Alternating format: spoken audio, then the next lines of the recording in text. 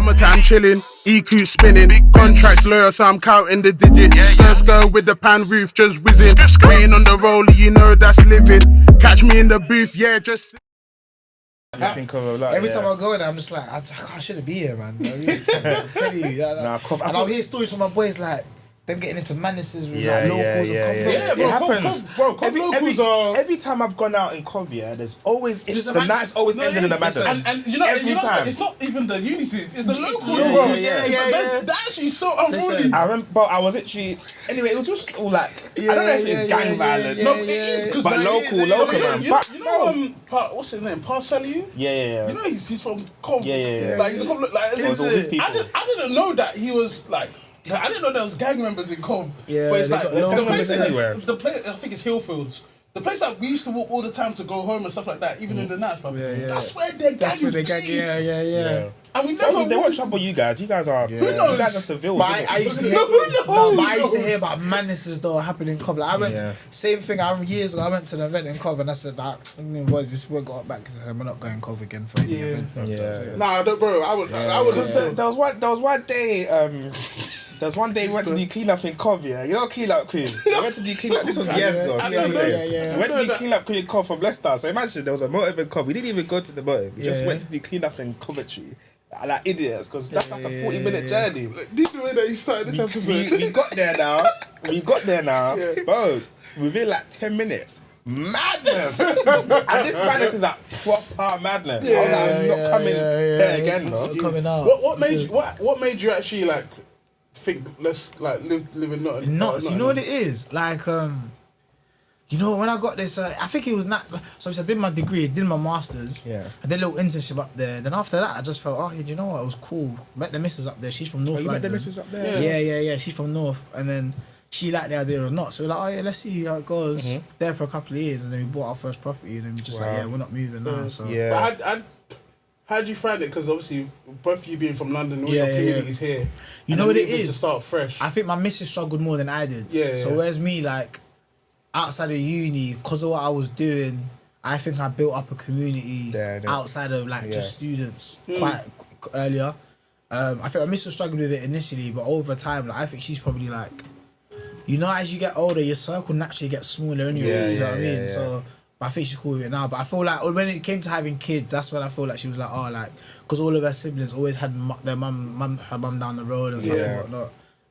But then again, it's like, her mum actually loves coming up top. She wants to get a house up there. She loves coming up. A lot of people are moving up. Like some of my friends, their parents have sold up and and the kind of value for money is actually great up there. Listen, but obviously 100%. And the thing is, you know what it is? It's getting expensive now, not because a lot of people have realised the same thing, though, innit? So I know enough people that, especially after COVID, I've got like full-time London jobs, but don't need to go into the office. You know what I'm saying? They might need to go once a month. So they're shopping London salary, but if Nottingham, so people are starting to clock on. Also, like, Nottingham's got like one of the major arenas. Like, if men are on tour, they go through Nottingham and stuff. Like, I've seen Chris Rock and all them, and they're nuts. They've got the football teams as well. So people are realising that actually, do you know what I mean? They got Nottingham Forest as well. The cricket. Do you go to that? Do you go to the football game? To be fair, I tried to get. See what's mad? I've had so many free Nottingham Forest tickets offered to me. I'm just like, I'll go next week. I've been saying I'll go next week for like 10 years. Are you into football? Yeah, I went to United. United, fair, man. You guys support Tottenham? Yeah. I've watched a few episodes. There's the last one. You lot going back and forth about it. You know, he rage baits me. You know, he tries to rage bait me. But look at it is. But I feel like you lot's clubs, that's your job, to rage bait each other. No, it's true. No, but then as I've always said though, it's like the annoying little brother that's just talking. But you know what? I can't lie. The most annoying fan base is Arsenal, though. Of course, apparently, My Arsenal fans are unbearable. Oh, my friends are unbearable. Champion! Oh, you're both Arsenal. It's calm. You know what? They haven't seen their team win anything. Like, that's fine.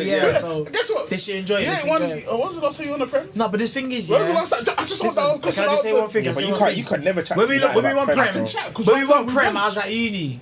You've gone through primary school, secondary school, college. Yes. You've got married. You've got kids. You haven't won nothing. You've gone through all these life stages. Me, I saw my team win in primary. That's good. Secondary. But right now, college. I saw them win in uni. We can talk about history. We can talk about nappies. We can talk about You can talk about GCSEs, whatever you want to talk about. Why Right now, why I feel like I'm a Arsenal winner. fans are the most annoying You don't fans. have to behave. They've never been there Bro, before. Arsenal won the league. You guys should. I was saying it the other day. Like they should be celebrating with each other. Sorry. Enjoy the day. Sorry, Why are they this guy's a calling me? waste man? Because you know Like, what? they you were know all what? You know calling what? me, bro. You saw the episode where he was trying to raise me. He's been doing that the whole season, just talking. I'm like, why are you guys calling After me? all my boys, we spoke to each other. I called him. Yeah. Because one, his team was losing the same day, and his team's about to get relegated. Yeah. But I have to gloat because you were trying too much. Yeah. I said, bro. Anyway. I'm so gassed. I'm so happy for my team. No, Don't I let us hear win the it. champs. Because I'm gonna be PSG unbearable. PSG are moving to you, like. I'm coming to PSG. I'm gonna be unbearable. Like, PSG are moving it's to you, gonna like, be it a has long to. day. Like every single recording this month, I'm wearing an Arsenal top. See, but this is why Arsenal fans are unbearable though, bro. You know, AFTV is only popular because how their fans spaz out. It's entertainment, isn't it? You know what I'm saying? It's true. Now that's fine, and that's why I'm not talking, because it's like you guys have achieved a great thing. There's nothing to say. You never I achieved haven't it, got so nothing to say. you can't chat. I haven't got nothing to say. And that's why I'm not talking. And you're about to get relegated. That's what we'll you know see. what's Nah, so crazy? I think Tottenham will stay out. No, that's fine. We'll If they see. it's still shambles season. Nah, it is, But it if is, you it get is. relegated, oh my gosh, this pod is gonna probably. To be there's fair, gonna be a rumor, they we're shouldn't gonna be go down. to They the should have been down there anyway, man. They should have, That's because last crazy. season they were the exact same. It was 17 last season. Yeah. We're going forever. Take managers too many. We're going forever. Manager changes, Stadium stadium change. Yeah, I was gonna say Ange like. Stadium change. See, that's the thing. Not everyone can move. We move stadiums. We will pay too But much. I see why they get rid of him though, because he's stubborn, isn't it? Well, Ange. Like he's like, we play the way we play. Yeah. Like you can lose 4-0 and then win 5-0. It's Yeah, like, but the thing is, the lottery of it is that when you win 5-0, you're alright. You know what I'm saying? Yeah. But I like him though. I think him and Levy just didn't see eye to eye. No, they didn't. Yeah, I reckon with the new ownership now, or the new chairman now, He probably would have been alright. Yeah. But Well, Levy, you went and got losers, bro. You went and got Vinay, bro. Vinay ain't won nothing with us, bro. No, I hear it. Now that's your We're loser, bro. in a dark place It's, right now. it's that old chairman, bro. He's made some questionable decisions. Like even getting rid of Mourinho before the final. Yeah, that was yeah. insane, bro. But that's your team, bro. Today is to do. Yeah, How man. did you get into My Tottenham, dad, though? bro. Your dad That's did like, it. bro. Yeah. You know what's funny? In one of the other rooms, there was another black guy cutting his hair. Yeah. And obviously, me and the Bible, obviously, we're both Arsenal fans, so I came to say Arsenal. But the guy's another Tottenham fan. I said another black Tottenham fan. Obviously, there's too many of them spawning. He's like, what's going on? There's too many of them. Because obviously, I always say, obviously, I started supporting Spurs when I was about 5, 6, and that's when I actually started proper watching football. Yeah. And it's like, if I'm just always watching the team my dad supports, It's true, no, it's It's true. actually It's true. naturally- It's true. I was born into a United family. My dad was like, my brother was United. If it was another team, probably I'd be the same as well. But either Spurs or West Ham, because I grew up in East London. So he's saying you're going to support your local team, yeah? No, my children, they've got their Arsenal kids. What if they go to school with like kids for like? I don't mind that. If he comes on with like, Dad, I'm support West Ham. You know what? If he does, I'm like, it's because my brother supports Arsenal, innit? Yeah. I don't know how my dad allowed that, bro. Because I'm like, bro, how you let your son support Arsenal? No, but it's not. I don't mind. I don't know how your brother made that choice, but it's like you've got to start the indoctrination / propaganda from now. Because now Manny's got his Arsenal kids. He's an Arsenal fan, He's gonna know. bro. He's been to Arsenal Stadium. It's mad because I've got two sisters that one's Arsenal, one's Chelsea. So like the banter in the house is a bit weird because all the lads were all Man United and the other two I don't know what happened to them. Like black Chelsea fans. Are you getting your sons into like sports as well, like football? Yeah, to be fair, like the oldest one, he likes football a lot. He's playing now. He's actually quite good, but you know what it is? Their generation, I struggle with it. Like, they get medals for like turning up and stuff. Yeah, they don't know how. Like, he got a trophy for being like player of the month, which is because of his ability but good behaviour. Man's come home like, yeah, Daddy, where's my championship trophy? I didn't want to break his heart and say like, you haven't won anything. Like, he's like, Daddy, my championship trophy. But then his age group, like him now, like, Wait, how does he now? He's 5. He's gonna be 6 in October. Okay, yeah, nice, so they'll play a game. He's playing really well, but they concede and then they'll start crying. Like that type of vibe. Do you know what I'm saying? That's generation we're dealing with now. Do you know what I mean? Do you think maybe it's like a nuts thing though? Nah. Nah, you know what it is? Do you know what? Yeah. Maybe, but at the same time, I feel like this is their age range now. I think we everyone's on this gentle. This What do you vibe, think innit? about that though? Especially having like 2 boys as well. Are you into the gentle parenting? I'm trying, bro, but my factory default setting is Yeah, I'm a Niger man. No, It's true. I'm the same, bro. I'm a Niger man. I'm a Yeah. Niger man. It's like I try it, but then and like there's only so much before I'm like I'll start saying the things my dad said like am I your mates? Am I 5 feet? And sometimes I'll just say how it feels. Am I 5 feet as the same? But not on the same level, you know what I mean? Like, you know what I mean? But no, I find you have to like, you've got to subconsciously like unsubscribe from our factory default based on what we've seen. The gentle parenting thing is new. Like my missus, she's better at it than me, but I feel like the kids, but I feel like then she has to call me to tell them off and It's the same thing. call me to get them to go to bed. So it's like. Thing. Like she'll have all these countdowns, but they don't do nothing when you get to one. It's like 5, 4, and then my second born, he's gangster. He'll just be laughing at her, like go to bed. No, you know what I mean? Like, I come up the stairs now, and he pretends to sleep. You know what I mean? I love that. I love when my children they feel my presence. Where if daddy comes, there's patting. Obviously, I don't want them to be scared. I don't want them to be scared. Yeah. With my son, it's like, I'm not a scary parent. My son slaps me, play together. Like we can play, but when it's serious, he knows daddy is coming. I like that. Person. I think it's good having the balance though, because my kids will still say, daddy's fun. Daddy's fun. Like, do you know what I mean? But I feel like having the balance of we know when to play. And like sometimes I just get onto my missus like, yo, when you told them get bass in your voice. And sometimes even me, like I find that even when I'm telling them off, sometimes it's proper funny. Like my son will do some funny stuff, and in my head I'm laughing, but I'm in character, innit? So I'm there like, don't do that, and I'm like telling my face, like, busting up. Facts. But literally, with me, like, bro, man, it's hard. I think we were spoken about it before. It was like, telling your children off is hard, because when they do some funny stuff, it's like, how do you expect to be serious? Like, it's too funny. I kid you not, there was one day, my eldest Malachi, we hid, so he knew how to open the cabinets, innit? Like, all those clips you put on the cabinets, didn't work. So you put the sweets on top of the fridge now. He's not reaching them. Man's walked to the living room with a handful of strobes, Haribo strobes. And he had like a smug look in his face, like he's giggling, like he knew what he did. I was like, bro, how did he get up there? I was impressed, bro. I gave him a high five. I gave him half the strobes. Like, you can't eat all of them.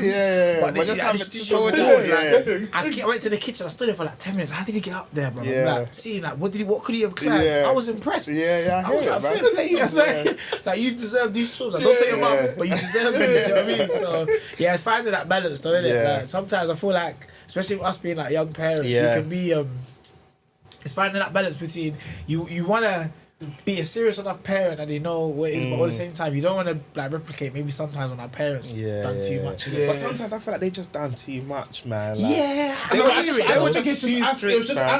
But don't you feel how easy it is for us to cross that barrier though? It's man easy. Like, it's easy to be. I've caught myself like telling like this guy, bro, my car. Ask me why. We got out of the car. This guy's jumped. We were stationary at the shop now. I'm just doing something. And he jumped out the front seat, tried to twist my rear view mirror and clicked it off, cuz. And he was hanging. No, I can't. Listen, I was ready to beat him, bro. And I was like, are you mad? I started going to him, do you know how much I used to beat this guy?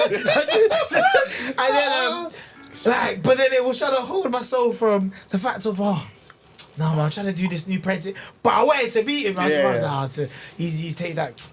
I said, what do you mean take time? He said, we didn't tell him not to touch the mirror. I said, what do you mean? Why should I have to explain everything?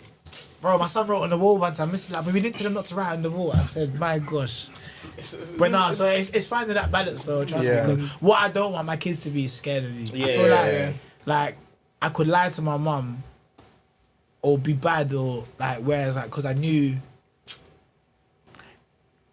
I wouldn't come and tell you the truth about stuff because I'm like, not that I fear the consequences, but I just fear the hassle and headache. You know what I'm saying? You don't want it to be in a position where your kid actually, if they're in trouble or something, they won't call you. Do you know what I'm saying? But you know what, I feel like that's probably just part of being a young person. Like, I don't know how kids, like, I don't, it's not like I don't believe, but I don't believe that a kid will be 100% transparent to their parents. So I'm saying, no matter how free you can present yourself to your child, I think because it's a thing where they don't want to either get in trouble, they don't want to let you down. They're not going to tell you the whole truth, in my opinion. So what do you think about everyone's view on, you can't be friends with your kids? Because you know there's some people, parents are like on that level where, my kid can talk to me about anything, like even their relationships and stuff. And I don't think so. I think we had a conversation about this maybe like last year when I was like, I don't really want to and I think they cooked me for this as well in the comments. But I was like, I don't really. It's that time now. Yeah, but I was saying that I don't really want to have a chat with my daughter about like boys at a certain age, because like why should you come like that? I'm not here for you for that. You know what I'm saying? Like obviously, people are like, but she should understand. She should come to you about boys. Are the best person to teach her, but you should learn from the way I treat your mum. You should learn from you should learn from me as a man what to look for in a guy, how to be treated. I should have to sit you down and be like, this boy, your boyfriend in year 9, you're kissing him. Would you have conversations about sex education with your kids? Yeah, definitely. I would, but it's educational. It's not like coming as a friend. It's educational. It's educational, but it won't be our daddy like me and this person like. Are you mad? I can't lie. I think you might have to, because at the same time, if you don't teach them, then where are they going to learn it? Because I was learning about that stuff for like year 6 or 7 because of. I was learning about outside from like the best. Go to your mum. No, my daughter, go to her mum. I will happily take my son. I will happily take my son to my wing and tell him that I will teach my son the game. He will learn everything. But my daughter, at a certain point, just track your mum, because she will probably deal with stuff way better than I would. Do you know what? Maybe because you have a daughter, that's why. Obviously, two boys. So same. I don't know how I feel, but I like to think I can. Obviously, if my daughter's upset and she wants to confide in me, I'm 100% there for her. But I'm like, if there's some things that you know might be a bit techie, speak to mummy first. But do you think sometimes because like this happened, I think growing up, where like I could get away with stuff. Okay, like I'm going out, Oh, what time you be back? Yeah, cool. Cool. Yeah. My sister says you're going out. Who are you going with? Who's name of the like? So it was a lot. My dad was a bit low key stricter with my sister. And so they say people say like, do you feel like that sometimes won't create like a separation, but create like you treat them differently? I think it's natural. It's a natural thing. I feel like it's a natural thing. Like raising a boy and raising a girl, it's the same because you're raising two people to be good people. But I think it's different, man. I can't raise my daughter the same way I raise my son. There's things I'm gonna teach my son that might not necessarily apply to my daughter. In terms of, let's say, obviously, even things like a hustler's attitude or hustler nature is that my son, no one's coming to save him. Like, you have to get it. I'm saying, so I need to teach my son that resilience. I need to teach you how to be a grinder, how to be like, you get me, a tough person. With my daughter, it's like I won't necessarily raise her like that. Because she's probably gonna get married. Like, of course I would, but there's just different. Like, for example, a job. I was even speaking to Temi and Tara about this the other day, but like, my son, but like, you would have to work. I'm saying, as soon as you get your NI, you're out there. I'm saying, with my daughter, I won't really be on her like that. I'm saying, it's just independence, though, you know. Of course, she probably will have that independence as well. But it's just, she can get a job if she wants to. She can, but it's like I'll be on my son more. But how you gonna let your son have a daughter? I think I'll be too mushy, bro. It's hereditary. I hear you. I think you help me with that. But how you gonna? It'll be the same. Because I'm not saying it's gonna be different. It'll be the same. You'll be getting pocket money. Your son will be there working in gym. My daughter might get £30. My son might get 20. No, I'm joking. They'll cook you for that. I'm joking. What? We're teaching them the wrong roles. I'm joking. I'm playing, but I think there's just a way that maybe I'm not explaining it properly, but there's just a way that I will raise my boy and then I'll raise my daughter in a different way.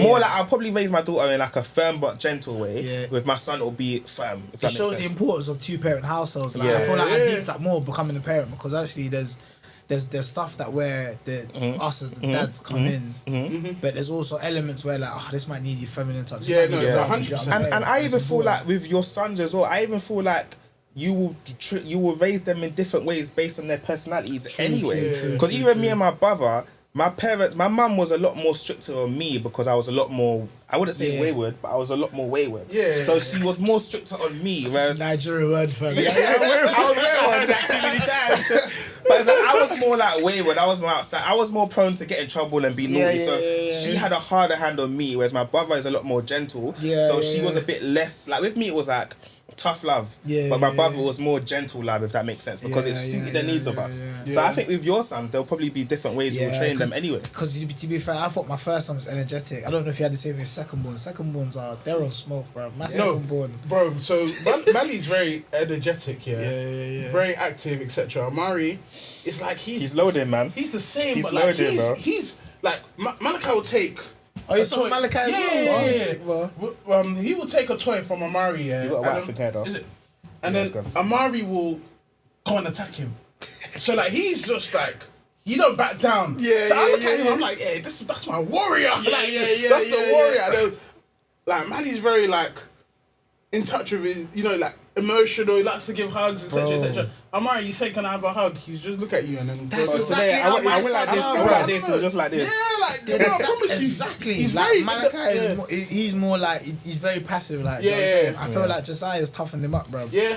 I remember like I'll be in the house like Malachi, Daddy help! I'll come down. And it's them two fighting, isn't it? Grips them up. No, Josiah's grips them up. I'm not surprised. And Josiah's like 2, bro. That's what Amari does. But with my kids. There's a 19-month age gap, so Amari's like one and a half. And then Malachi's about to turn 3 to Monday. So obviously they're very close, but they're fighting like there's no tomorrow. I think Josiah's helped Malachi in school because obviously Malachi, he's like I say, he's really passive, isn't it? Yeah. He had a little. So obviously when you go to a school and they tell you that say something happened. So they're like, Malachi got hit with a skipper rope in the playground. So I'm thinking, kid's been playing, hitting by mistake. So I get in the car, Malachi, they said you got hit with a skipper rope. He's like, Daddy, it wasn't an accident, it was on purpose. I said, what do you mean? So I car, like, there's a kid in year 2 who's going around and like he's like bullying me and some of my friends. I'm like, but so I'm trying to be gentle parent, innit? Because my fractured default is like, listen, you need to go find that kid. Yeah. So I'm like, try and find a teacher. But you know, if you can't find a teacher, defend yourself. Check him. He's like, Daddy, he's a bit big, you know. I was like, but no, you got skills. I see what you can do. But my skills are not enough for this guy. When he said that to me, that activity, I got home, I had him in the mirror shadow boxing. I'm like, listen, we don't, it doesn't come down to this. But find a teacher, if you can't defend yourself, cool. And obviously, like, since your child's been on to him, I feel like, so 3 weeks later, I'll come to pick him up now. And, Daddy, can I put you to the side? I'll be caught. Malachi's. He punched 2 kids. So honestly, in my head, first of all, I'm impressed. I'm like, I did get 2. But I'm a character, innit? So I'm like, tell me how what happened. So I'm like, okay, I know Malachi's very passive. Only if he feels threatened. I was have a chat with him. Got in the car. Now, Daddy, I did what you said. They came to me. I told them to go away. They kept following me. So I defended myself. Yes, man. Come on, man. I said, how'd you get 2 of them? I gave him one. And I walked off. Yes. He's come back to school for 2 weeks. Like, Daddy, they want to be my friends now. I'm like, See, I know. They'll never trouble you again. Just don't be their friends too much. If they be my friend, and I feel like because of Josiah and how he was with him, I feel that's made him understand. That's a beautiful story, to defend himself. Listen, I was proud. No, because even I was so proud of I haven't had a similar situation. What was it? Thursday. So they told me at nursery pick up that Mali hit somebody. I was like, Malachi doesn't touch anybody unless someone tries something on him. So I know someone tries something on him. So I asked him, well, obviously he's not going to talk much, but he said, that. You understand? You still understand? So I was like, Mali, what happened? He said, like someone hit him, so he hit them back, and I was like, all right then. Fair play. I was like, fairs, man. I was, bro. That's what I say. Obviously, you know, I'd say find the teacher in a couple of years, but bro, if someone hits you, hit them back, man. Just not. And some of these kids, bro, the way some of these other kids are, it's different now. You know, these kids are nasty now. Bro. They're nasty. Yeah. That's fair enough. But let's get a quick intro. Man. All right, we've done like half the pod. No, honestly, what's it called? Hello and welcome to another episode of Don't Tell My Wife podcast. Come on. Here, one of your hosts, Champion, and it's your boy Ken, also known as Tonye. But here we are, another episode with very special guests in the building. Big guests in the building, man. Obviously, if you could got an elite yourself. boxer in the building. Oh, mate. I don't have to talk about myself. Man. That's special. But I'm Derrick Osaze. What to say about me? Husband, father. Yes. Also leader pro boxer, leader, pastor. Man. I like the Power Rangers and wrestling as well, innit? So, is it? But but I'm happy to be here though, man. Obviously, I'm actually low key. I'm a low key fan of the pod still. He's a lot, man. I like it still. I've had it on Spotify and a couple jams. I know it is. You know, your intro pod is where you're part of the conversation. Like, you're like, no, I agree with my man, but you know, no one can hear you. I appreciate it, man. Even Mrs. was in the car, like, no. Actually, what Ken's saying, I get it. I'm like, do you know him? So you lot. Obviously, to me, my head ain't swelling, but it's like when like someone says they actually listen to you and like take it in, it means a lot, man. No, do you know what it is? I feel like for me, personally, I got to the podcast thing a bit late, innit? I feel like there's a lot of content out there, innit? There's just a lot. But I'm a big believer there's always something for someone. So when I started getting into podcasts, I don't know, I stumbled across this and I feel like because it just feels like a recorded conversation between two men, innit? Yeah. So I feel like it's easy to listen to. Yeah. Do you know what I mean? No, but I forget. but people can tell it's genuine, don't they? They can tell like it's yeah. authentic. Because I feel like some people you can have a podcast persona. You know what I'm saying? Yeah. I mean, so I appreciate it, man. Thank you for coming, man. No, no worries for very having much. me. Even though I got here late, but I told you Don't worry, man. Where should we start? You know what's funny? Yeah, obviously we met you before. Was it House of Faith? House of Faith that day. Yeah. That was like, I don't even know when that was like 2 years ago. 10 years ago. I think I came out to you. I was like, I watched your wedding video. Oh, bro, that wedding video went far, bro. It went far. Where did you get back? It's Tottenham, innit? It was that. Yeah, it was. Is it Prince of Princess? Yeah, Tottenham. Yeah, it's one of those Tottenham. I know it's far because as someone from South, everywhere in North is just It's far. opposite It's end. far. Yeah, so I was like, I watched one of your wedding videos. At the same time, tell us about how you met your wife, etc. Yeah. But at the same time, how does it feel like when, like, you have a wedding video that's gone and people have seen it? Like, listen, before we got married, actually, let me say how I met her first. So obviously, I met her at we both went uni in Nottingham. Okay, first. But we went to I went to Trent, she went to University of Nottingham. Yeah. A bit like how you have DMU and Leicester and whatnot, and then Covent, Warwick. Yeah. So we met. No, not like that. Not like that. Because that's so funny. Because I went Trent, innit? Yeah. Trent is like, they say, that's the like the that one. that's the other one. Yeah, do you know what I mean? I tell people I go Leicester. Yeah. Oh, them one. I'd be like, what you do? I'd be like, yeah, Leicester, man. But you know what's bad? People say, you got Nottingham, or you just said I went Trent. So you understand, innit? But so we actually met. There was a fellowship that we both. Well, she was attending. She was involved. I started attending. It was called Radical Youth, innit? So we met kind of. That was like the middle ground. Yeah, you would have heard about it a lot. We've had the name. It's alright. I think I've heard it a lot. Oh, people know it as RY or something like that. Innit?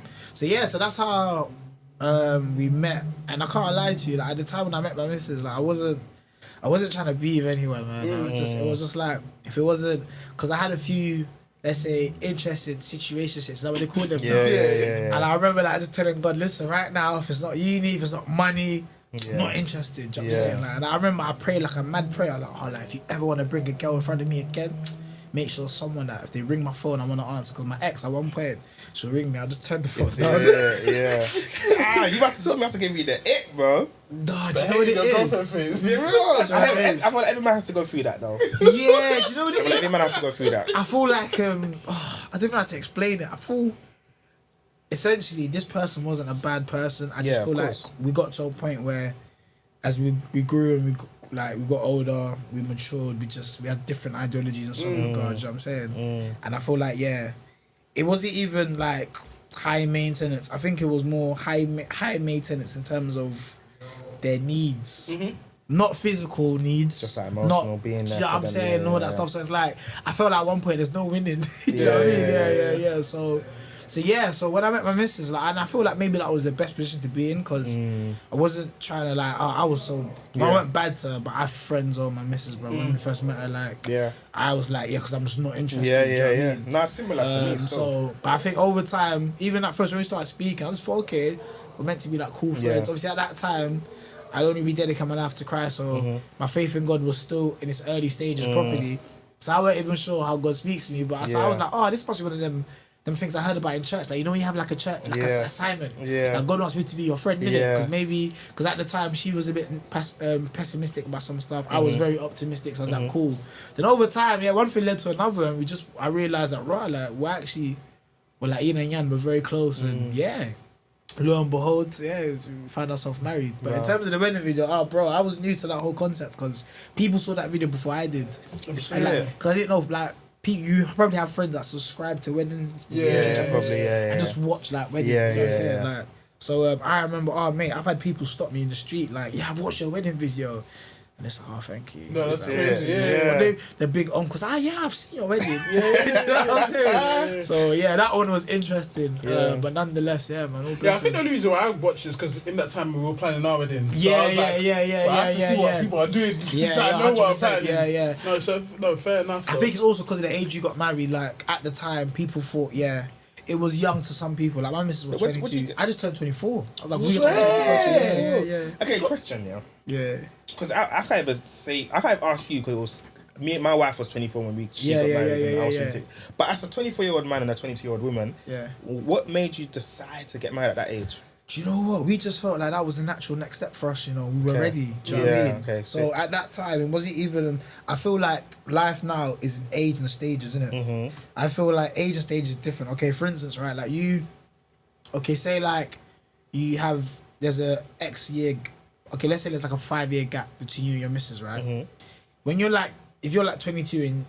She's like 22, you're 27, you're the same stage of life, innit? You probably finish uni, your career. Working, But you can imagine you being 17 and she's 12. Yeah, different stage. yeah, you're on A-levels, about to go uni. You're this doing one's doing what? SATs. Just, you know what I'm saying? So, different stages. So I feel like us, like, when we got to that stage, we were like, that's the next thing that we want to do. Like, we'll show. Yeah. Like, to be fair, like, we had very supportive parents. Like, my mum, she got married. She had me at 28. I'm number 5. Oh, yeah. So, like, I feel like people got married. So, but to be fair, I think there was a lot of people that... The reason why I think our wedding had a lot of attention was... People had to see, oh yeah, can you get married young and have a nice wedding? Yeah. That's what I think it is. 24 and I think 22 though. Yeah. I literally turned 24 like the week before my trad. Wow. Literally, so I was like 20. I was 24 and some change, innit? But I just at that time I just knew. Like, were your friends in like a similar mind frame as you at the time, or were they just like, oh, come on, Derrick, man, like? It was mixed. I feel like some of my close boy friends were supportive, but they were honest about their fears, innit? And I rated that. There was some that you could just tell you're not. It's almost like you're acting to be supportive, but really you think this is not the right thing. Yeah. And you're waiting to say that. I need to feel that. You know what I'm saying? Yeah. You can feel it, and then you could just feel genuinely the people from the get go, like, and it's the people that were older than us that felt a type of way about, is it too early? And I realised that it's because if you're older than us and you're not married and we're getting married, we're young and we look like we're getting our stuff together a lot earlier, like, I feel like it makes them feel a type of way. Kind of but generally, we were so sad. Like, listen, I remember when God told me the year and a month I'd get married, bro. And it was like, okay, cool. So I ran with it, but never looked back really. So it's always surprised. I told you I'm like 32. I'll be married 9 years this year, which is crazy. Wow. Yeah. So, but yeah. Okay, so you were together for 3 years before. About 2 years. So we were like official January 2015. We were official. We were married October 2017. So yeah. Okay. Wow. Yeah. It was great, bro. Listen, when I proposed, bro, I just finished my masters. I was still student overdraft when I proposed. I remember telling God like, yo, are we still on track for next year? I need to win the lottery or something. It's not adding up. Do you know what I mean? Because even dealing with, because obviously even with us, we got married a bit later than you, but we're still like getting started in life. We're still building together. So you guys at that early age, like how was that like adjusting to now being like a husband, like being married, like basically getting it out of the mud together, if that makes sense? Do you know what it is? I feel like it's funny, one of my boys' weddings, because I've been a groomsman like 7 times now, it's getting ridiculous, bro. So I remember at my boys' wedding, I remember the guy who was giving the sermon spoke about, the process of like when the Bible says to become one, like it's nothing that never stops, it's continuous, like becoming, innit? And I think it's kind of like over time, because I remember like, okay, for instance, like contrary to popular belief, I'm very introverted. I'm comfortable around people I'm comfortable with. So if you see me here now, you won't believe that I'd go home and I could sit in silence on my own. So my missus, we moved in together, and she thought like she'd never seen my introverted side. So she thinks it's personal. Like she'll see me out with everyone. Like I'm all quite, what, like you don't like me? Like, what's going on? So like navigating even living together is one stage. I think navigating the fact of when we went through a difficult patch where she was changing careers, I was changing careers. We're not really happy in our careers at the time. I haven't got the emotional capacity to come and hold your hand because I'm dealing with my own stuff as well. Then that changed. You go through seasons where obviously like you lot will see like your communication when you have kids is different. Do you get what I'm saying? So like I feel like navigating it has been an ongoing process. But I think with us, we were just very that, it's me and you in this together, innit? It's not always going to be smooth sailing, but I'll be real, like there's been a lot more like greater times, and I feel for me and for us, like I feel like I've started a bit younger. Our kids will get to enjoy us a lot more, man. You know what I'm saying? I agree. Like we'll be like my motivation for staying in shape is all my kids' sports days. I need to be dusting off. My sports days and they in need July, to know that I'm cooked, bro. Listen, Osaze in July. I'm cooked, bro. I'm cooked. I've started like weighing up the dads that so I'm like, okay, I can take you. So what? You need to come back the following year then. You need to start thinking about next year already. I got 2 months to bet. You know what I'm saying? Yeah. I got 2 months. You get me? Yeah. You know, I might vlog it for you guys. I'm recording it. I'm cooked. He's already accepted defeat, bro. You ready, but that's calm though, because you can still go and compete this year. Yeah. Next year, be like, no, listen, watch. I'm gonna come back. I told Noah, I was like, I just don't want to lose. I was like, let me at least come. Mate. Third. Nah. Top 5. Yeah. Let me top 5. Because the dads are getting younger these days. No, they're getting younger these days. You know what? They're bro. staying in shape longer. Like, so that's my thing. Yeah. Also, I want to get to like my late 40s. And my son would be like, I can dash you in a race. I'm like, what? Yeah, what? Yeah. Come now, let's go. Yeah. Like, without pulling the hammy or something. So that's why I'm motivation. But I feel like, it's a blessing. But sometimes I feel like a big youth with youths, bro. I swear, like, honestly, like, I remember when it hit me when I was a dad. It's when it hit me properly. Not in the hospital. My son's like 2-3 months. I'm playing FIFA. I'm in an online match. And I'm 3-0 up. But I've used all my pauses, innit? Yeah. So I'm like, and he starts crying. I'm like, bro. Like, you might have to cry for 5 more minutes. Listen, I was holding the controller and it hit me. On my days, I'm a dad. I looked at him crying. I looked at the controller. I'm like, bro. Yeah. And then it hit me like, I'm a dad now. I've got a lad. Obviously, I called my missus. She came to get me. Yeah. But even in that moment, this game, man. we were like, nah, I'm a dad. It's online. Yeah. So, but I think that you learn by experience. You learn the process, and I feel like it's one thing I have to keep reminding myself is like, yo, we're still young. We started early, but we're still building. Do you know what I'm saying? We're still like, we haven't even hit our peak yet. Do you know what I'm saying? What's like one thing that, especially being like young dads, like, what's one thing you think like you've struggled with, like being a young father? Oh, that's a good question. I think not being present, but being present. Where like, so with a lot of what I do and stuff, I can be in and out of the house, busy, like especially when training and stuff. And sometimes I can come home, I'm just so checked out from the day, from training, all that stuff. But then like to your kids, they just see daddy in it. It's playtime for them. Yeah, they don't. whenever. You know what I'm saying? They don't know you have a long day. They don't understand anything. So it's like being present is one thing, but I think our generation actually being more than just being there, but being there, like actually like, because sometimes I felt bad, like, oh, daddy, watch this, come and see this, play this game, and I'm like, I've got nothing left. So now it's like actually, like when you're being present, trying to actually being present for them enough where like, okay, I put my phone down, I put everything away, and it's like, alright, cool, let's play Lego. Let's have these conversations where I don't understand what you're saying, but I'm gonna be like, show me all your pictures that you done at school. And I'm like, oh, this is great. You know what I mean? So I think being more than just present. You get what I mean? So, I think with me, similar to you, I think what I've struggled with is just, as a young dad, it's like, and we spoke about this a few weeks ago in terms of just like being outside, enjoying yourself. Not losing yourself. Not losing yourself. I feel like that's what I struggled with, like balancing like who Kennedy is. And also being his family man at the same time. I think I feel like I'm still struggling with that, but I'm getting to grips with it. But it's just like I don't want to lose and forget myself. And just be at home and just be a father and just give my whole life to these people, but I've lost who I am as well. So I think that's the balance that I feel like I've struggled with. It's difficult, man. It's difficult, 100%. What about you? What do you think you've struggled with? No, I feel the same as Derrick, you know. I think it's just about being present, especially even with my missus as well. Like, it's obviously because I'm like the main earner. It's like,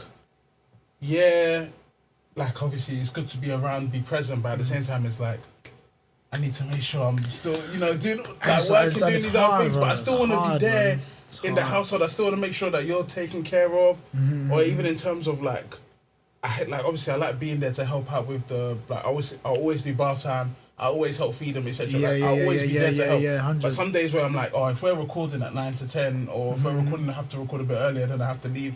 I get a lot of dad guilt of like, she's at home, and especially when it's two of them. If it's just one, then I'm like, okay, that's minor. But when it's two, it's different. I'm like, it's I don't subscribe to dad guilt thing no more, because that's what got me, and that's why I've added bare weight, bro. Because when obviously it's subconscious though, man. No one subscribes by choice. Like. No excuse, and it's not an excuse anymore. Because this thing happened like 3 years ago, but and I'm still in the same condition.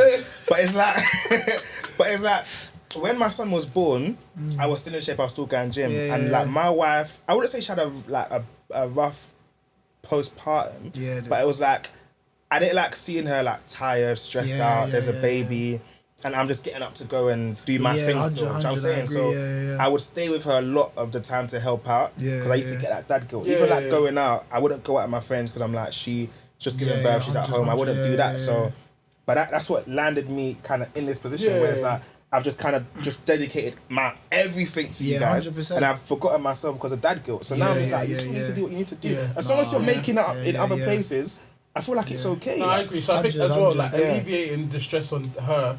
So like for example, it's a thing where like sometimes I might call her mum or my mum to be like, okay, can you take them for the evening, or take them for the night, and then I'll go and just do the pick up and drop off. So if I'm going out, at least you can have a night by yourself. Or like even for example, like on Fridays, obviously Mondays they go to my mum's. Tuesday, Wednesday, Thursday, they're both in nursery. But Friday is like we're jigging together. But it's not even like we're jigging together because I've got a separate office space which I can go to. If they do come outside, they won't see me. But she's working in like the conservatory and their toys are all there as well. So it's like you're working, but then you can't really do much because they're just terrorizing you. So it's like, for example, I think what was it? Friday we got like I got this thing in my workplace where I can get like a nanny to come a couple times a year. So I was like, I did that, and she obviously she had to work upstairs, but she was like, oh, like she actually got a lot of work done, which was fine. So I think it's just about, even if you are busy doing other stuff, just trying to alleviate the pressure, just making life easier. So, making life easier. So I think but obviously I made life easier that day. I thought I guess I didn't even. Maybe next time, bro. I thought I was good. I took a lot off your plate. I don't be stressed nothing, but the dad guilt is real though.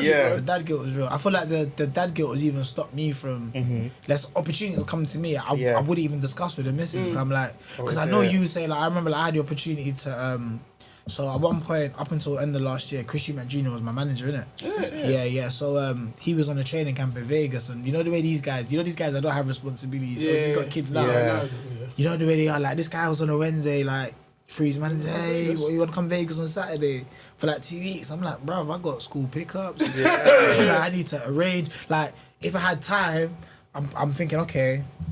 My mother-in-law likes coming up to Knots, lads. So she's retiring. But so I got no time. So when I deeped it, in that moment, it wasn't even a discussion. I was like, I'm not going. There's no point. I can't go. And when I saw my missus, she was like, no, how about you go? Listen, I said, calm down. Do you feel like they pretend when they do that? Definitely. I'm like, because on day one, you would call me, especially with a different time zone. Oh, these boys, I've had enough. And from that like then I'm stuck halfway across the road for 14 days. Like I'm not gonna be at peace. You know what I'm saying? So it's like, so even me like now, and I feel the dad guilt is real also as well, because I feel like dads get cooked a lot, bruv. Socially, like it's like in the back of our mind. Do you know what I mean? Like even I see like some videos online, they're like, oh, like of a dad doing something with their kids. Oh, dads shouldn't get praised for doing what they're meant to. Them praise their fish for swimming. They're not allowed. It's like dads are not even allowed to be praised for stuff that apparently we're meant to be doing. So I think the dad guilt is a lot of it subconscious. Like it's hard to unsubscribe from it. Do you know what I mean? So it's natural. But I think.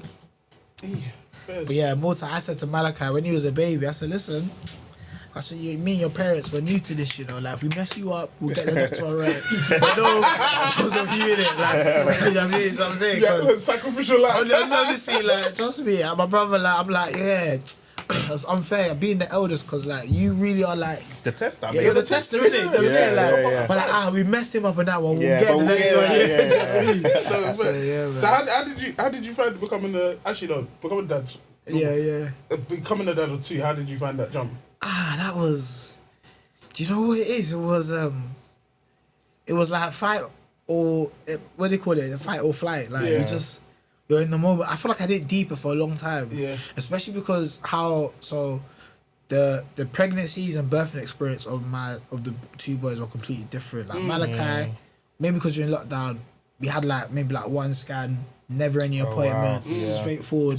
Going to the hospital 8:30, he was born at 9:15. Type of vibe. My second son, oh my gosh, we was in the hospital every week. He was born 4 weeks premature. Weighing £4.10. It was like emergency delivery and stuff like that.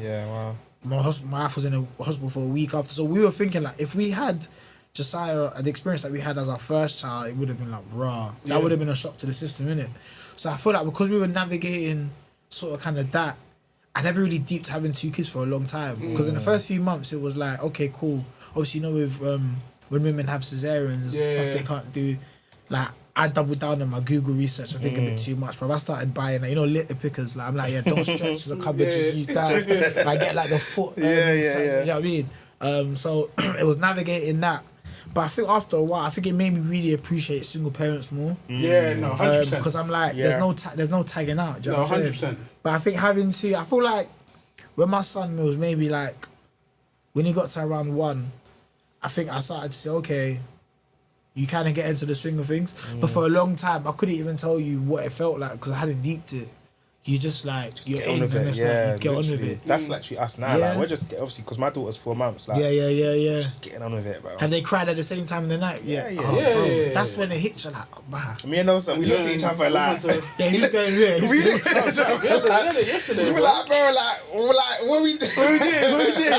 It's not even what we did. It's like, okay, who's who's going? Just put your head down. Just put your head down. Bro. But it's beautiful though. Like, I feel like having a family is a beautiful thing. No, it is. It's the biggest blessing. Yeah. And I think as you get, like, when they start getting to school, like, obviously navigating now, okay, we've got one in nursery, one in reception, different pickup times. So like, even till now, you know, when it came to September, we didn't have like a discussion about like having a routine because the way our schedules are, there's no routine. So like, we just week to week we wing it. Like some days, like, you're dropping that one, you pick that one, you pick that one, you drop that one. So like, really and truthfully, I feel like with the way we are like as parents, I don't know if you feel this, but do you ever like, you find you don't even have the time to deep stuff? Like, you're just in it. Yeah, I've been in autopilot for years. And I feel like it's gonna be like that for a minute. Because even we're gonna have the same thing. So from September, Mali starts preschool. They're telling us the pickup times to drop them off 8:50. Pickup times 3 o'clock. I'm like, but wait, Amari's got nursery from this time to 6. So exactly. And even me, I'm gonna have to start going into the office. Like, would you be picking up Amari earlier? So like, pick up Malachi at 3, then just get him up. I'll Is go it back that up will to... stay? Listen, you know when you're working from home, I don't know why the 3 o'clock pickups, like when it hits 12, I'm racing the clock. I'm starting the clock like. Well, when you're working from home, 12 to like, because obviously I leave. There was a video I saw about getting to school like 30 minutes earlier for that parking space. Because with my son's school is like, if you don't get there by like 2:30, you're parking down the road. So I leave at like 2:25 and whatnot to get there to get my parking space, innit? But that 12 o'clock to when I need to leave to get my child, it goes like that, bro. Like, bro, 12, it goes so quick. That's why, obviously, I know they're watching, but that's why sometimes I just mash all the work between 9 to 12. 100%. Because it's like from like 1:30 or so, I've kind of just tapped out for the day. 100%. Because it's like you're looking at the time waiting to go do pickups. Literally. And then when I get back, it's like, now it's the after school to bedtime routine. So it's like, they were like, what time? Obviously, Nosa has the newborn, so I'm just with Zeph. I might have replied 1 or 2 emails, but that's really it. It's autopilot, bro. It's autopilot. Bro, even I even call it surviving till bedtime, bro. It's surviving till bedtime. Till bedtime. That 3:30 to like 7 p.m. is my favourite time of the day. It's my favourite time of the day. 7 p.m. I can't wait. I watched the clock. 6:50, 6:52, to 7. But have you ever tried, okay, let's get the kids to bed, let's watch a movie or watch a program, like, you just not make it to the movie, like, just sleep. Just sleep. I don't remember the last time. Sometimes just throw him in and shut the door, bro. That's it, I kick him inside his room, shut the door. Cause my missus, she's always on, like, she's big on that, like, we need to quality time, get married, quality time, go out, stuff. So like, so one day we're like, okay, let's go cinema, got a babysitter in, and then we went to the cinema now, so I'll calculate, okay, we spent £40 in the babysitter, £20 in tickets, because it was like 4 hours, innit? Yeah. So we figured out we're going to have some time before and after. We went to the cinema, we probably slept. In the cinema. Slept for the whole film, yeah. But you needed that, But though. you might have But needed I'm that. like, that's an expensive sleep, bro. That's an £80 Yeah. sleep. We could have done this at home. We could have done this on Netflix and popcorn. That is true. So I said, you know what? The whole thing of we go cinema. No, next time let's just have the cheaper one. Yeah. That was an £80 nap, bro. You know what I'm saying? Yeah, that is true. That's picture 80. That Right man, now. it might have been a But good nap, you though. guys got out of the house together, innit? I guess so. Because have you found if having kids, like, you don't always get that time with your wife? 1,000,000%. No, you 1,000,000%. Like, me and I was like, the other day, I was like, when was the last time we were, like, together, Yeah. just us?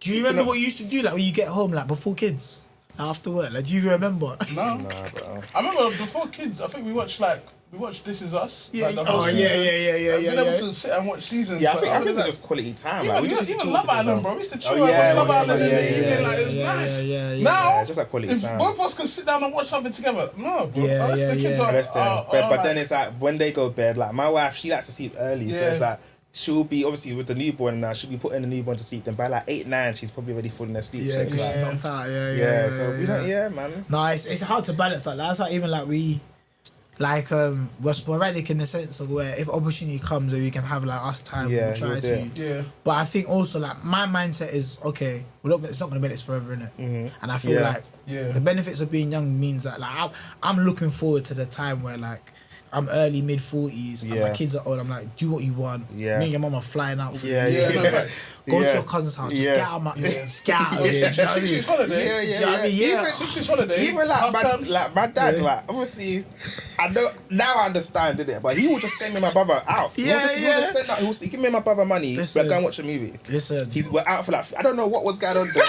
I don't want to think You know of it. what? But it's like he will just literally say, okay, cool. This Yeah. day, you and your brother are going to watch this Yeah. film.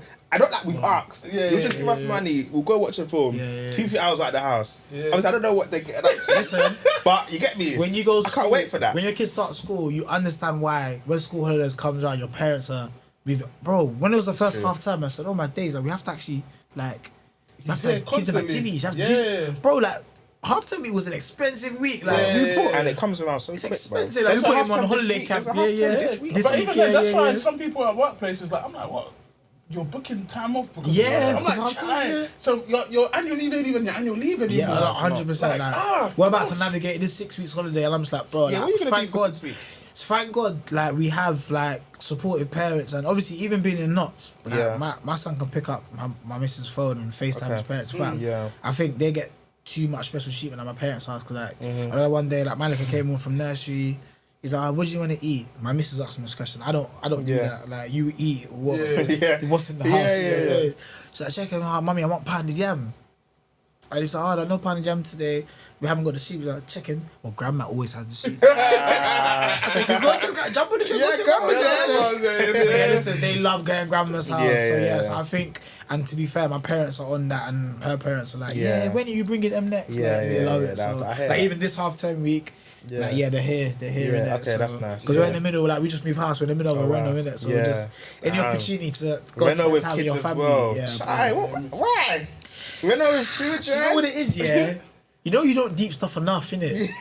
Like everything sounds like a great idea until you're in it, Until innit? you're in it. what I One mean? Bruce. Yeah, that's what he's doing. Yeah. That man bought a new house, Reno. I said, Yeah, no, full rent, yeah. full rent as in like a full. Rip Bro, down the house and build a listen. new one, bro. The back of my yard, I'll show you pictures of it. The back, but I don't have a wall at the back of my house. Extension, like, but it's funny, like to my sons, it's all fun and games. Like, Yeah. like obviously we've got so we're in our room, we're en suite, right?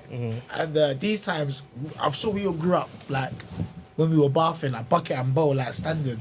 So obviously there's a shower in there, but I wanted to buy a new shower head, so I've ordered one. It's coming late, and so checking me here. So I thought, like, okay, we've done more in life. It's like, oh, daddy, I love this bucket bath. He said, oh, check him. You know the last bit, we have a bit of water left, they splash. He's like, oh, daddy, that's the favourite bit. I'm thinking, wow, like, my everyday struggle is not exciting to my kids. No, Like a innit? championship, innit? Yeah, so yeah. he loves it. Oh, that's trust too me. bad. No, fairs. What's it good? Let's talk a little bit about boxing. Yeah, cool. So, how long have you been doing boxing for? Oof, that's a good question. I started when I was like 15. Okay. So yeah, about almost 17 years. I got in it to keep out of trouble, innit? Yeah, fair. I wasn't a bad kid. I was misunderstood. Yeah, yeah, I was yeah. misunderstood. No, You know, fair, once you fair. get in trouble once, like Yeah, you keep getting in yeah, trouble. yeah, Yeah. yeah. So, I hear That's good. so for me, like, and obviously, like, I went to school in Peckham as well. What school? St. Thomas Apostle. What's called Stack, innit? Yeah. So I feel like growing up in that environment, you have to be a certain way, innit? You have to naturally. No, you have to. naturally. And I feel like the environment makes you. And I feel like the environment made me very short tempered and because But that's because you're always on like defense. you're on defense, innit? You're on guard, innit? Yeah, do you know what I'm saying? You have to have your wits about you. So, but I always love sports. So I remember it was recommended like trying boxing. So when I went to boxing, it was like, let me try and see what these lot are saying. And It's the rest is history, bro. It went from keeping out of trouble, turning into a nice hobby, passion, and just became a lifestyle, really. Man. So man. So it wasn't to be here sitting as a pro wasn't a plan. It was just to keep out of trouble. And one thing led to another, man. So, How does your missus find boxing? You know what it is? I feel like she's gotten used to it now. Like she's low key, she's like talking to a pundit. Do you know what I'm saying? But you know, a pundit that's just started because they still don't understand technology. You know what I mean? But no, she's been mad supportive because obviously, like with, mate, when you're deep in camp, there's some days for like 12 weeks I can be in the gym like 3-4 times a day, and literally nighttime runs. And obviously with kids, it's difficult as well. So she at times has had to really like shoulder a lot. So now she understands it. Like family are mad supportive now. At the beginning, it wasn't the same. Obviously, like I remember when I told my dad I'm doing boxing. You want to beat your sisters? So and obviously, think of it like this: like you got a kid. Nigerians are so Very dramatic. Like think of it: you got a kid now who's getting in trouble at school, maybe for fighting sometimes, and he's like, "Okay, I'm gonna go do boxing." You're gonna think boxing. But actually, what you learn in terms of like your self-discipline and stuff like that is important. Like. I've not been involved in a fight outside of the ring since I started boxing. Do you know what I'm saying? But I remember like at the beginning, even when I first. Sorry to cut you, but I swear like you're as a pro boxer, you're not allowed to though. Yeah, well, so you have to. So legally, your hands are classified as weapons. You can only do in self-defense, but to a certain extent, you have to prove self-defense. So like, say like you were antagonizing me now. And I have to make it very clear that it's in self-defense and stuff. But then let's say I hit you once now, but then carrying on hitting you after the first hit, then it's excessive. Do you know what I'm saying? So I think the rule of thumb is that like you just don't, because obviously that's a flex though. Do you know what I mean? Because obviously you have to apply for your you know, it's mad. I knew a guy that knew like some special secret service agent. He has a card on him. Like basically, so it's a card to say, listen. I'm trained. I've got special skills. This is your formal warning. That the next thing I'm gonna act in self-defense. Like he has to present them like a disclaimer. Like so imagine having a pocket full of disclaimer cards. Like, in the nightclub, just put it on the table. Like, I'm saying that. Listen, cool down. Very careful. You know what I mean? Now that's sick though. But yeah. So like I remember my dad like early on, kind of. Just being scared that it was going to put me into more trouble and stuff like that. Then my mum was like, your face, you're a good looking boy. Why do you want to be a boss at? Do you know what I mean? But after that, like, they've been mad supportive. Like my dad, he's like a little coach, but he calls me before the fight. Yeah, do you know, just focus on the fight. You know, round by rounds. Use your jab. You know, listen to your coach. You know what I mean? Then my mum's there. Like you know, you can tell because the people that are like worried, they don't want to watch you fight. They come to the fight and they say the most like untechnical things like you'll be in the ring like Derrick hits him. It's like that's what we're doing. That's what we're doing. I'm trying. I come out of a fight one time. I'm check my mum. Derrick, you're sweating. I'm like, do you understand the business? No, it was funny. I went home. I had a fight one time. It was the day before the weigh-in. So when the fights are in London, if it's like local, I just like to stop in like my parents' house rather than going to a hotel. So I've come now. I've been going into the bath. And my mum sees me like, Derrick. Yeah, so you're not eating. Check my dad. My dad's like, no, this is 6-pack. This is muscle. Well, no, do you know what I mean? So, but having them supportive, like, it's real cool. Do you know what I mean? Would you let your sons get into boxing as well? I'd stop them. Is it? Yeah. But like, I would try to stop them. Like my youngest son, my firstborn. I can't lie. Like he's actually, so he used to come to gym with me. Yeah. And I make him like just sit in the corner. He wasn't like he hit the bag, but he is a very scary visual learner. I say scary because he can literally replicate what he sees. Okay, that's sick. Do you know what I mean? Like he's self-taught drumming from just watching drumming videos. Yeah. So like if you see him now, you'll think that I'm probably doing training with him at home. Like I've got friends that are boxers. My old friend who's a manager, I was like, yo, like, can I sign him from now? I'm like, can you go away? Like, you vulture. You know what I mean? So, and like, so if he wanted to fight, he would be good. I'd be on some Chris Eubank senior tip where I'll take you to like one of the hardest gyms and you have to survive a couple. If you can't, then do you know what I mean? But like I wouldn't stop him because I was very bold in terms of me doing it. But at the same time, I wouldn't want him to because it's a really rubbish industry, man. It's very political, very political, man. Very political. You know what's funny that when you're talking about yourself, our sons are very similar. Like obviously, in terms of like even my Mally, like he's playing drums at the moment. Like, watches drumming videos all day, all the time. Obviously, we got him an electric drum for his birthday, so when he's gonna start on that. And even the boxing thing, like my uncle was trying to get me into boxing, like when I was younger. Just because of my build when I was younger was like, I could have been something bigger than the rest of us. But like now, like my Mally, he'll be there saying, "Oh, mommy, let's box." My uncle's thinking, "Oh yeah, let me go and get him some pads." I'm gonna get him some pads and stuff. Obviously, I want him to learn it for self-defense and everything like that. And it's a fun sport as well. And you know what's I remember when I got into I hear it. This whole Twenties thing is funny though, because I remember when I had a little passer with one guy in my school, but he was a boxer, really. But I didn't know. So when we stood up to each other, he just done one stance. I said, I'm cooked. So before you know it, I was cooked. I didn't even see it coming. So that's how I remember my sons, I'm like, them men had to box. But you know the ones I fear? I fear them man that do jiu-jitsu and all that stuff. Them man, they'll be like, "Oh, do we have a problem?" And they'll start like, they'll start like warming up, like, you know what I mean? Them learning how to and not channeling it into like aggressive and fighting people. I think them learning. It definitely brings very discipline. Because imagine, even boxing wise, if someone hits you in the face, you just want to hit them back straight away. But boxing wise, you know that if you go and do that, 100%, and you're not guard, exactly.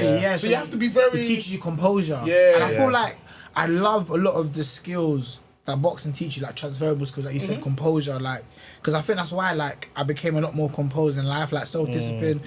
Like the elements of the sport, of the skills that I think will be great, but I feel like there's I just wouldn't want him to go through the sacrifices that are required to do that sport. Do you know what I'm saying? Like, I feel like I missed out on a lot because of the sport, and it's a sport where you could put so much in and get so little reward. I'd rather just do something else, man. Question, probably off topic as well. Obviously, you being a leader as well. Have you ever had the question of like, is it conflicting with your like beliefs as well? Do you ever get that pop up? I get that question all the time. It's never been a thing for me because I always say to people like, okay, I'm no different to a pastor who's an accountant or a pastor who's a doctor. I just happen to be a pastor who's a boxer. But then people are like, and you know the media, they love it, especially my Caucasian colleagues. Like, oh, Derrick, you're a minister and you pray for people, you punch people at the same time. Like, so they love this. You live a double life, Derrick. They love that. Oh my days. Like, look at your hands. You pray for people and then you punch them. Do you know what I mean? I agree. I think the two can coincide very well. It doesn't make a difference in my opinion. But I think when you were talking about like the composure, because I was thinking, like you being a pastor, I'm like, but in the ring you're like, you get me? So that's why I was like, do you get that a lot? 100, and because also like I always distinction is that okay, boxing is a martial art. If you hit, not be hit. Your aim is to score more scoring shots than your opponent. Contrary to people's belief, I know like obviously pros say stuff to sell fights and stuff like, I'm gonna do this to you. That's all in the essence of trying to sell a fight. Marketing.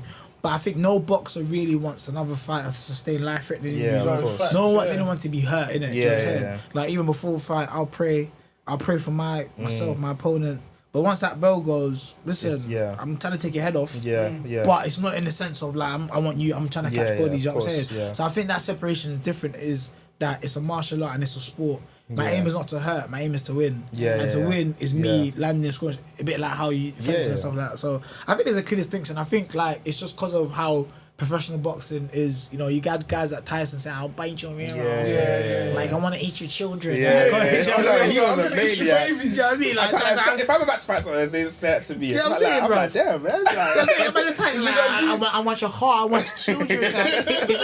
I'm going to make you love me. I'm like, what? Do you know what I'm saying? So, but I think that's the element of it. The element of it is that there's a clear distinction. But it's a fun question to deal with because the way the question is delivered is so funny. But I think it's a two can coincide. I wanted to do boxing because I was literally gonna do I don't know if it's like a charity thing where they train Oh, you for like yeah, the white collar. The white collar thing. Yeah, I signed yeah. up to it, Yeah. I was going to literally do it, but they do it on Wednesdays and Sundays. I'm Yeah, like, yeah, well, yeah, church, you can't so do- yeah, I can't yeah, do it. But I literally signed up. They're still sending me emails now. But I was like, I was really going to... Do you know they do that with MMA now? Is it? No, hell no, I'd never I do went that. to one, because one of my friends from the gym took part in it. We went, me and my boy, who's also a boxer, went to support, and I was like, it was hard watching. There was some mismatches, bro. Like boxing, you got head guards on. Listen, MMA, listen.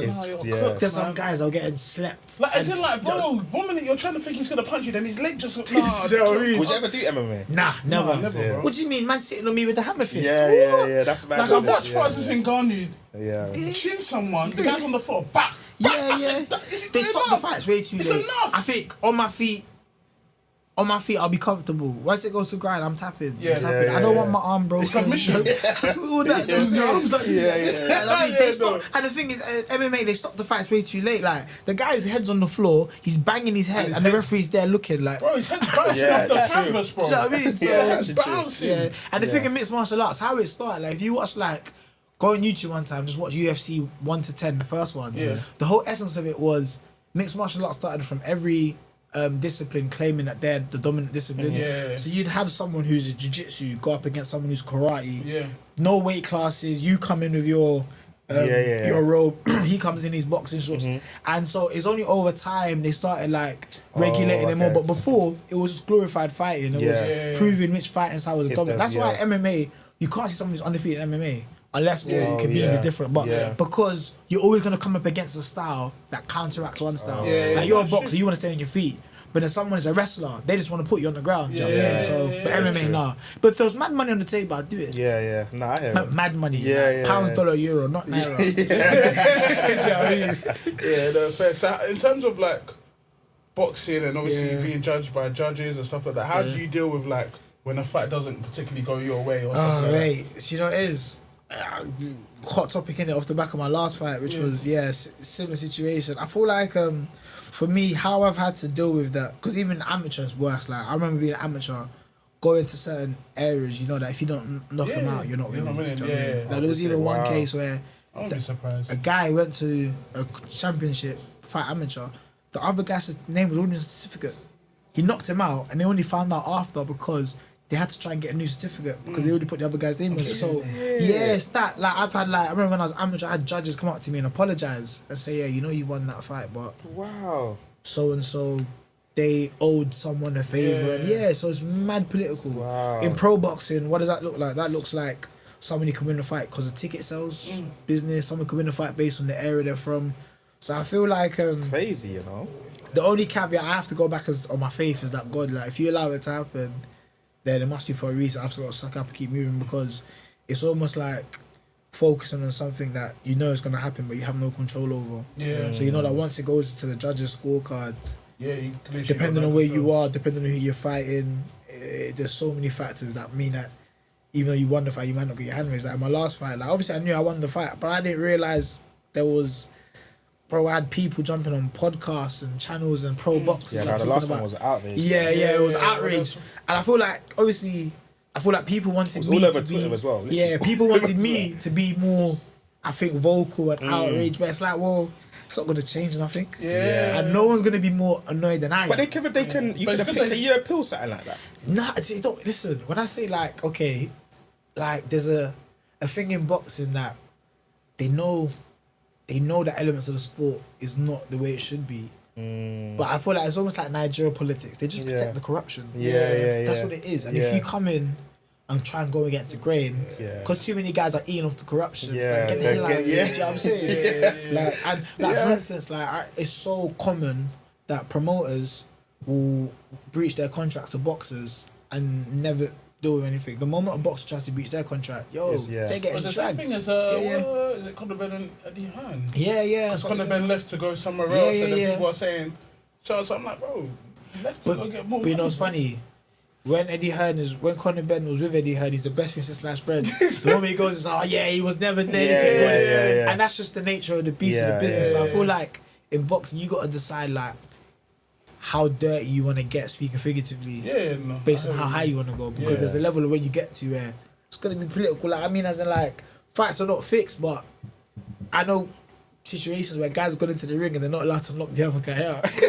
No, but surely, like even the Jake Paul thing, bro. Like, even that guy. Come on, man. Yeah, you telling me he's beating is it Tyron Woodley? The UFC guy, bro. When you barely fought. Even bro, when he fought Tyson. Tyson looked like he was frustrated. Like, I could punch this guy, but there's too much money on the table. So he got contracts. So AJ just, I said AJ just finished his job. That's probably the one clean punch he threw the whole fight. And I don't think he threw that punch with trying like, to. you know what I'm saying? So, but it's the nature we're in now. Like influencer. I think influencers can take over everything now, innit? So who do you think is like the best boxer in like today's like world? Today, he just retired, but I'd say Terence Crawford. Oh yeah. Today, he's like you don't even know what you can do with him. He's orthodox and southpaw, which means like he can box left-handed and right-handed. He can fight. He can box. It's like he's like a puzzle that you can't solve because the pieces keep changing. Yeah. And I think that's what like when he fought Canelo and stuff. And so that's why like him, I'd say he's probably like the modern day Mayweather, where it's just like you just. To beat him, you just got to take a weapon into the ring. Do you know what I'm saying? Do you know what I mean? Do you know what I'm saying? And you know what it is? He beats fighters like in the first half of the fight where they know that I'm in for a long night. He beats them mentally as well and physically. I think because it's like you can imagine like football terminology. You can imagine a goalkeeper just having a Peter Schmeichel type of performance and they're just making saves for no reason. And you just have that hump like. Fun this, but you just know them games where we're not winning today. We're not winning today. Do you know what I mean? Cold, though. Even him, he's 42-0, you know. 42-0. Crawford, like, and the thing is, like, his trajectory wasn't always like this. It was very much like this for a while, and then I think people started. And even now, like, he's probably not as popular as your AJs who can transcend boxing into like. The other realm, because obviously his weight class is not it's not the most commercial weight class like the heavyweights, but also as well it's like he's only more appreciated by like people that are really into boxing. Do you know what I'm saying? Like the equivalent, like someone like a Messi or Ronaldo transcends football, but then who's a player that maybe only football guys will know, but maybe outside of football they're not that known. I don't know, like who's the equivalent? Could you even say Mbappe? He's not got that. No, he's not got that profile yet. Maybe like a Pedri, Pedri, like those kind of guys. Yamal. No, Yamal can. You think Yamal's not transcend, but I think he's only starting to get that. But like, if you know people that don't really watch football, they might not know. They won't know him. That's the difference, innit? Like, do you know what I mean? So people know AJ who don't watch boxing. But people that don't know boxing won't know Terence Crawford. Yeah, true. Fair enough. Do you think that in terms of like boxing has gone a bit like. Not downhill, but it's like a lot of the big heavyweights have gone like it's not really. Yeah, I think the sport's ruined a bit because now it's like the belts don't mean nothing. They've diminished like what it means to be a champion. Like you got ex world champions chasing Jake Paul for a fight, and people say, "Oh, that's the money, innit? That's the money, innit?" Yeah, it's the money. And Mayweather said something years ago. It's like, "Yo, listen, these belts can't they can't feed my kids." Yeah, do you know what I mean, there's world champions that are doing GoFundMes to get medical treatment. Do you know what I'm saying? Wow. So I think now. And I think with a lot of things, money talks, innit? Do you know what I mean? Yeah. And I think that's what it is now, man. My uncle's a really big boxing fan. Like, I've been to a couple fights. So I think we went to Germany one time. Yeah, this is years ago to see Samuel Peters. Oh yeah, the Nigerian Nightmare. Versus Klitschko. Yeah, obviously, we're in Germany, innit? Yeah. So the whole stadium supported Klitschko. And you got us with like a sign, in the stands, with like Nigerian sign. Well, when Samuel Peters just threw in the flag, we dropped the sign. Oh, that means he must be into boxing proper. He took me to watch David Hay in London. I think I've seen someone like Ricky Hatton as well. Yeah, sick, bro. Yeah, like he's a boxing fanatic. When you mentioned Samuel Peters, I'm like, most man won't know about him. He's a boxing fanatic. That's why he was probably trying to get. He's funny, man. He was really trying to get that time. I think I was like 11. He was really trying to get me into boxing. But I take him everywhere. Samuel Peter, you know when they do like the whole pre-build up to the fight and stuff, they follow you around. Why have they got this guy eating like one big bowl of pan and jam like the HBO? That's like racism. That's racism. But he just use how funny so like Samuel racism. Peter like after he had one fight and I say so all I want to know is who next? You know what I mean? Like some of the Nigerian boxers, like he was a good fighter, but also as well in the sense of where like beyond power, limited, isn't it? But also in the fact of where like you get to a point in that sport when you realise I might not be able to break that next level. Okay, I might not be able to get to Premier League, but I can make good money in the Championship League One. That type of vibe. Yeah. So that kind of changes the trajectory of your career because then, and especially as a heavyweight, you ain't got to be in shape. Because there's no weight limit. You know what I'm saying? So he let himself go, and I'm not surprised. Probably too much pounding jab and whatnot. But even then, to fight Klitschko in your career, exactly. Because he fought for world title. Like he was like Samuel Peter was he was a good fighter. You know what I'm saying? But like someone who doesn't know boxing wouldn't know. Yeah, I didn't know. Facts. No, I hear you still. Just last week before we go because of time. How is it like with like because you do a lot of stuff with like manhood and like pastoral stuff. Well, how have you been finding that? Bro, it's very organic though.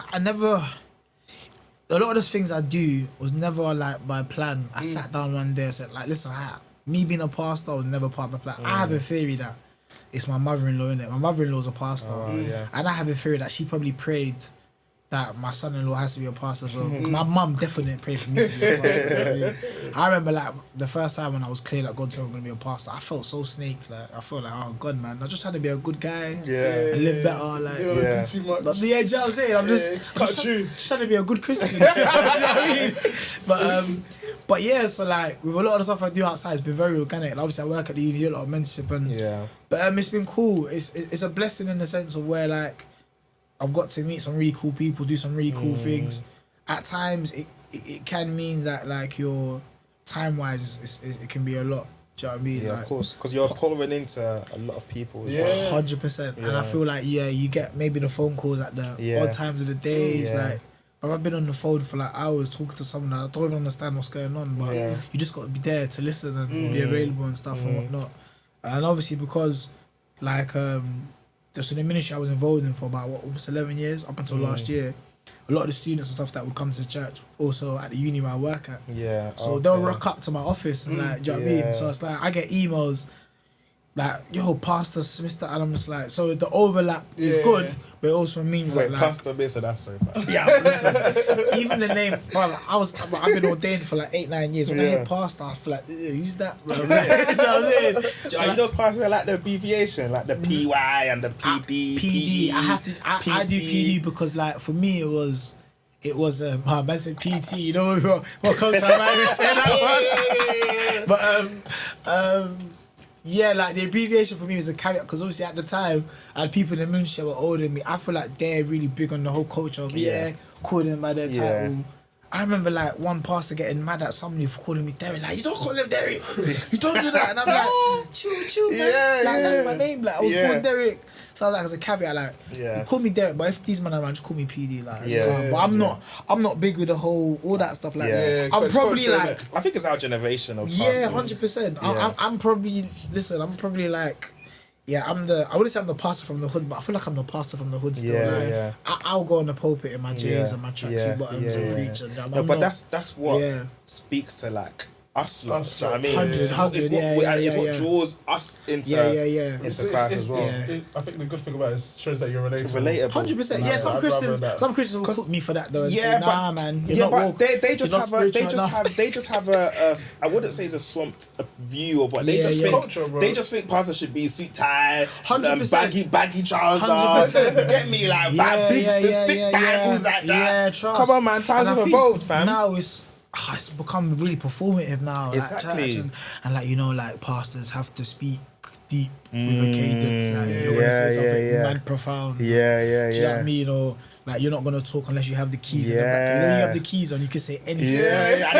And people be like, but everyone's looking for that. You know what I'm saying? So pastors now they're putting their words together. They're looking for this is like when they get the You know what I mean? So, but for me, it was more or less like I realized that like obviously when I came into the ministry I was taking my faith serious. Started taking my faith seriously. I was like, I looked around. There was no one that looked like me.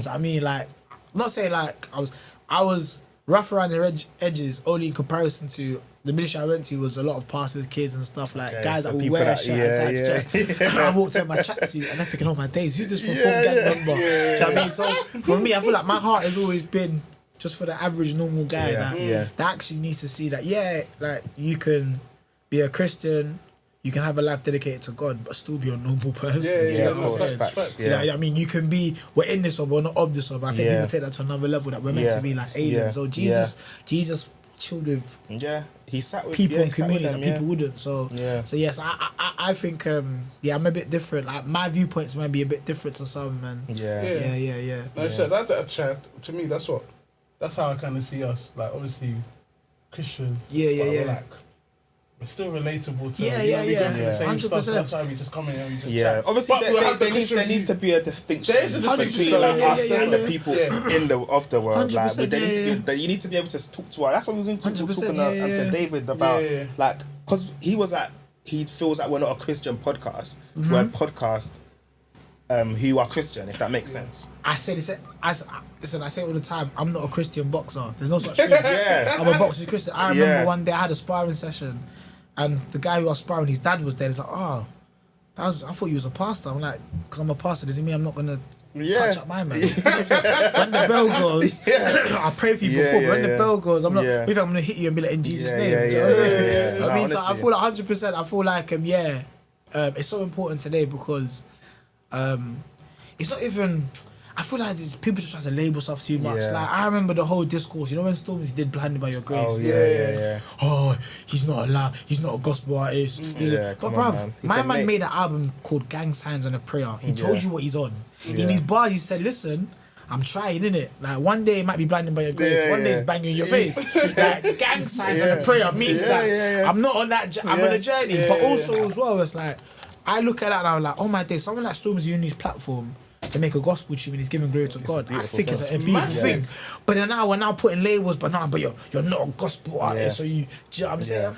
So I think for more times for me, and it's like sometimes I'm like, God, I can't wait for you to come down and set someone straight. And just tell man that a lot of the things that we feel like us, like the hills that we die on, speaking figuratively, are actually not. There's a lot more to it. Cool.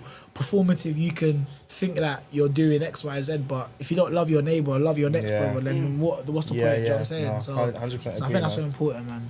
Man. So listen, continue doing what you're doing, man, because I feel like there's an audience for it as well. So, do you know what I mean? No, I appreciate it, bro. Thank you. No, thank you very much, man. No, honestly, thank you. This has been really cool. I feel like we could be here for hours. No, we could. Like, you know what's mad? I didn't even know we were recording at one point. So we did intro. I'm like, wait now, because it just seemed like a casual conversation. But kudos to you lot, though, man. I love what you lot do, man. It's crazy, man. And thank you very much for coming on. Shout out your missus as well, because you do a lot, and she for real.